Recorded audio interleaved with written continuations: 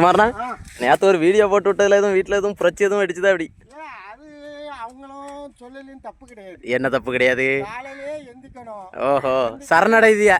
இல்லை இயற்கையாகவே பொம்பளைகள் வந்து காலையிலே ஆம்பளை போக முன்னாடி வேலைக்கு போக முன்னாடி எந்திரிச்சு சோறு பொங்கி கறி வச்சு அதை தந்து விட்டுட்டு அதுக்கு ஒரு பிள்ளைகளை பார்க்கணும். ஆமாம், கொஞ்சம் கஷ்டம் தான். சிறையில் இருக்கு, நம்ம வாய்க்கு வந்தது ஏதாவது ஒன்று சொல்லி போட்டுறக்கூடாதுண்ணா, சொல்லி போட்டுறக்கூடாது, அது தப்பு.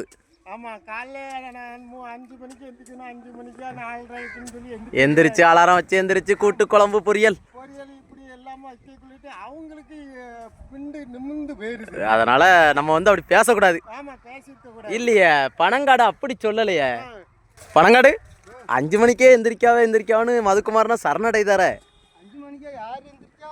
இல்லை, வீட்டாட்கள் பூரா 5 மணிக்கே எந்திரிச்சு குழம்பு கூட்டலாம் வச்சு தரதா சொல்லுதாரு. 5 மணிக்கு எழுப்பப்படுத்த பாடு பெரும்பாடுலாம் யார் நம்ம தான் எழுப்ப வேண்டியது இருக்கு, அப்படிதானே? ஆமாம், 5 மணிக்கு 6 மணி 6 ஆயிட்டுன்னு சொல்ல வேண்டியிருக்கு. அப்போ மதுக்குமார்னு சொல்லுது பொய் தானோ? சொல்றது பொய் இல்லை, அது காரணம் என்ன தெரியுமா? நேற்று ஒரு வீடியோ போட்டு விட்டேன், வீட்டில் லெஃப்ட் ரைட் வாங்கிட்டாவ. ஆமாம், அதனால் பயந்து இன்னைக்கு சரணடைதாரு. ஆமாம், உண்மையை வந்து நம்ம சொன்னால் தானே தெரியும்.